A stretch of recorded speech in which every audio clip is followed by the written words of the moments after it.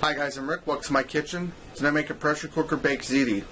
Okay, I'm starting out here in a large bowl, and I have roughly 2 pounds of hamburger, give or take a few ounces, and it's 80-20 blend. Now I'm going to throw half of a red onion that I left over. I diced up, throw it in here. Regular onion will do fine too. I'm just using leftovers here. And I'm going to add in an egg. And what I'm doing here is, I guess I should have said, I'm putting meatballs in my baked ziti. So I'm mixing them up here. You don't have to. You can use meat sauce or not any meat at all, however you like. But I'm putting meatballs in mine today. I'm going to put a little celery seed in here. About a teaspoon. Some black pepper. And this did say it's about a half a teaspoon worth. Same with the salt, about a half a teaspoon. Alright, I'm going to put some oregano in here. And it's about a half a teaspoon. And this is about the part where I start sneezing and carrying up. I'm smelling these spices, so I'm going to try to keep it together. Some Italian seasoning, about half a teaspoon. Some seasoning salt. About a quarter of a teaspoon to a half a teaspoon. Now you can put any kind of seasoning in yours that you like. This is pretty much what I generally use. I have some dried garlic here. Let me get this open and grab a fork. Alright. Now I'm going to throw about the equivalent of a heaping teaspoon in there. And I need to add some breadcrumb to this. I'll bind them together. And while I'm mixing this, I'd like to mention a cooking channel I found when I was looking for pressure cooker recipes on different people's channels. It's called Two Girls and a Pressure Cooker. And I checked them out. They have probably about 5 or 6 videos on there. They're new, starting out. But their videos are pretty good, and they're talking about expanding out and making other videos other than just pressure cooker videos. I have more pressure cooker videos. So I'll put a link at the bottom in the description bar, and check them out, guys. Tell them I sent you, and show them the love. Get them sorted out there, because we all know what it's like when you're starting out. You need all the help you can get. Alright, now I'm going to put more breadcrumb in here, because this here is still a little mushy for my liking. So, alright. And you want to add your breadcrumbs in until it's the right consistency. Not real dry, but not real mushy. And these are Italian seasoned breadcrumbs.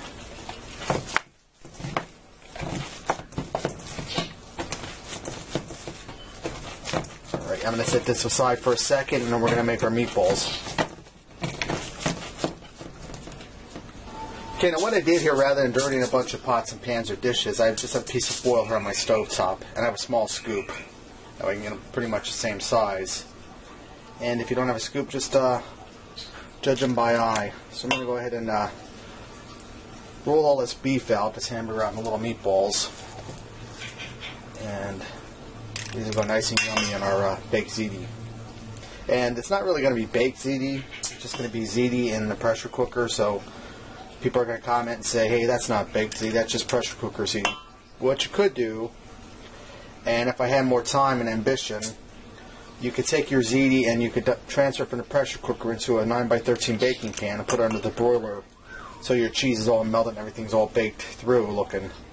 But we're just going to do it in a pressure cooker today to save time and the hassle. So I'm going to go ahead and finish up these meatballs, and when I get all these rolled out, I'll be back. Alright, my meatballs are all formed. I'm in a pressure cooker. It's 6-quart, warming up on the brown saute setting. And if your pressure cooker doesn't have the saute or browning setting, just turn on high pressure and leave the lid off and let it warm up that way. You can brown your meats in it that way. I'm going to go ahead and load my meatballs in here and get them browned up. And when I have them all browned, I'll be back. Okay, I have all my meatballs browned, and I put them aside and I drain that extra grease out of my pot. And I'm going to build my sauce. I have 2 28-ounce cans of crushed tomatoes. I'm going to add them right in here. And I have my power off on this right now so this doesn't get too hot and start splashing everywhere. And this is a really quick, simple sauce. And if you really don't even want to do this, you just use like 2 jars of already jarred like ragu sauce or Prego or something. And my dog's over here getting a drink while I'm doing a video. They always do that to me. Okay, now that I have my crushed tomatoes in there, I'm going to add in 2 8-ounce cans of tomato sauce. Or you could also get one big like 14.5 or 15-ounce can. The store I shop at only has a little one, so that's what I got. Alright, now that I have that in there, I'm going to add my seasonings in. And normally I taste as I go, but I'm just going to eyeball this by experience because I want to mix this together and get it going. Now I have about 2 tablespoons of sugar here I'm going to add in there. I'm going to add in some celery seed. It's going to be about a teaspoon. I'm going to add in some oregano. It's about a half a teaspoon. A half a teaspoon of Italian seasoning. And if you're not comfortable with doing it this way, by all means go ahead and taste. I'm used to making it so many times. You know, I got the rough idea down how it's going to come out. I'm going to put a little seasoning salt in there. That's about a half a teaspoon to a quarter of a teaspoon. And some salt and pepper.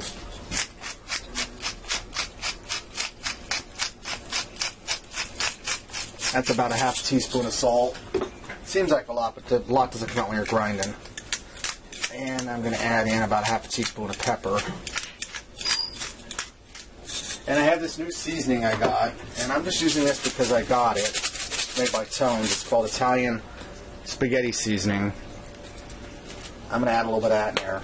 That's pretty much all the stuff I already put in there with the little extras. You don't have to use this though. I'm going to put about a teaspoon of that in. Alright, now let me give this a stir. I'm going to add some water in here. I'm going to take one of these 28-ounce crushed tomato cans and fill it with water and add it in there. Right, now that I have my water in there, and that seems like a lot of liquid in here, but when you pressure cook with pasta, you want to have extra liquid because that pasta, as it cooks in there, is going in raw. It's going to drink that water right up, and then it'll be left with a nice thick sauce. So there's no worries about that being soupy or runny. Alright, now I'm going to add in a 16-ounce box of Ziti pasta. And like I said, it's going in there raw. And you want to watch your full line. Mine's right here. You don't want to go past your full line because it's using them as a cook, so don't overcook and come out of your vent. Alright, now I'm going to add my meatballs back in here. And I don't know how many meatballs I got. I just got to mess them. I'd say probably about 2 dozen to play it safe. So I'm going to get these back in here. Then when I have them all in, I'll be back. Alright, now that I have my meatballs, and you can see they're still raw in the middle, but that's fine because they'll finish cooking in the sauce. We just want to get a nice brown in them for the flavor and to get them browned up. I'm going to push them down into the sauce and give this a stir. And I'm going to get my lid over here. And the beauty of using this foil here is you can just crinkle it up and throw it in the trash, and that's one less dish you have to wash. Now I'm going to seal my lid on here. Seal down on there. Make sure my valve is set on airtight.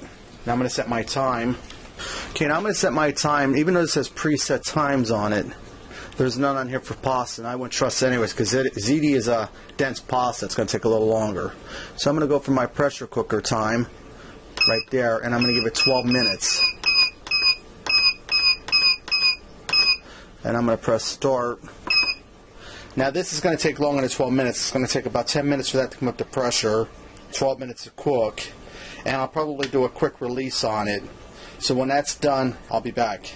Alright, my time's up, and I quick released the pressure on this. Let's take my lid off of here and see what we got. You want to open it so that your liquid drains down in. Alright, I'm going to give this a quick stir, and that still looks kind of soupy. But that there will thicken up as I put my cheese in here and it sits for a few minutes. And I have my cheese right over here. Let me grab it. Now you can put Italian cheese in this. I happen to have cheddar cheese on hand, so that's what I'm going to use. And this is a 4-cup pack. I'm going to go ahead and stir some in there. I'm going to start with about 2 cups. And right now, people like Melissa and Juanella watch are saying, no, he says he's not going to use it all, but he'll use it all because it ain't going to be like a book. I'm going to stir that down in there. I'm going to get a little more in there. And at this point, once you get your cheese in, like I said, you want to transfer it into a 9x13 baking pan and put it under the broiler. Don't walk away, stay with it because it'll brown quick till it's browned. Then you'll have legitimate baked ziti in a pressure cooker. But like I said, we're not doing that today because I'm tired and we're doing a quick way out.